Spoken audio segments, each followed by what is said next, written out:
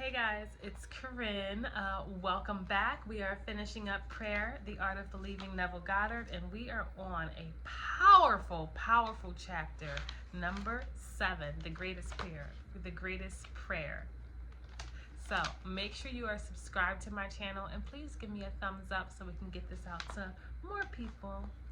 The Greatest Prayer, chapter 7. Imagination is the beginning of creation. You imagine what you desire, and then you believe it to be true.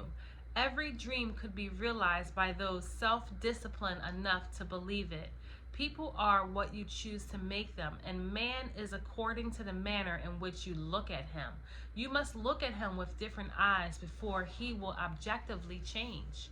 Two men looked from the prison bars. One saw the mud, the other saw the stars. Centuries ago, Isaiah asked the question, "Who is blind but my servant, or deaf as my messenger that I sent? Who is blind as he that is perfect, as blind as the Lord's servant?" The perfect man judges not after appearances, but judges righteously. He sees others as he desires them to be. He hears only what he wants to hear. He sees only the good in others. He is no condemnation, for he transforms the world with his seeing and hearing. The king sitteth on thy throne, scattered the evil with his eye.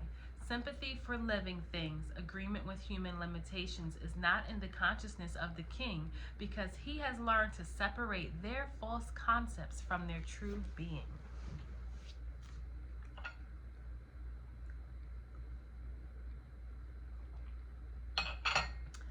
To him, poverty is but the sleep of wealth.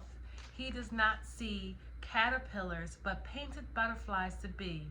Not winter, but summer sleeping. Not a man in want, but Jesus sleeping. Jesus of Nazareth, who scattered the evil with his eye, is asleep in the imagination of every man, and out of his own imagination must awaken him by subjectively affirming, "I am Jesus." Then and only then will he see Jesus, for man can only see what is awake in himself. The holy womb is man's imagination. The holy child is that conception of himself which fits Isaiah's definition of perfection. Heed the word of St. Augustine, "Too late have I loved thee, for behold thou wert within, and it was without that I did seek thee." It is your own consciousness that you must turn to as the only reality. There and there alone you awaken that which is asleep through Christ. Though Christ 1,000 times in Bethlehem be born, if he is not born in thy soul is still forlorn. Creation is finished. You call your creation into being by feeling the reality of the state you would call. A mood attracts its affinity, but it does not create what it attracts. As sleep is called by feeling, "I am sleepy," so too is Jesus Christ called by the feeling, "I am Jesus Christ." Man sees only himself. Nothing befalls man that is not the nature of himself. People emerge out of the mass, betraying their close affinity to your moods as they are engendered. You meet them seemingly by accident, but find they are intimates of your mood. Because your mood continuously externalizes themselves, you could prosophy from your moods that, without search, would soon meet certain characters and encounter certain conditions. Therefore, call the perfect one into being by living in the feeling, "I am Christ." For Christ is the one concept of self through which can be seen the unveiled realities of eternity. Our behavior is influenced by our subconscious assumptions respecting our own social and intellectual rank and that of the one we are addressing. Let us seek for and evoke the greatest rank, and the noblest of all is that which disrobes man of his morality and clothes him with the uncurbed immortal glory.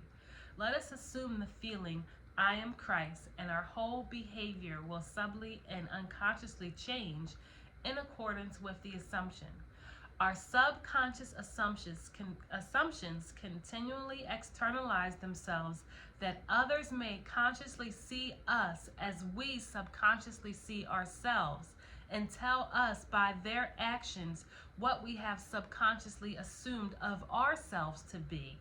Therefore, let me assume the feeling, I am Christ, or you can say, I am God, until our conscious claims becomes our subconscious assumption that we all with open face beholding as in a glass the glory of the Lord are changed into the same image from glory to glory.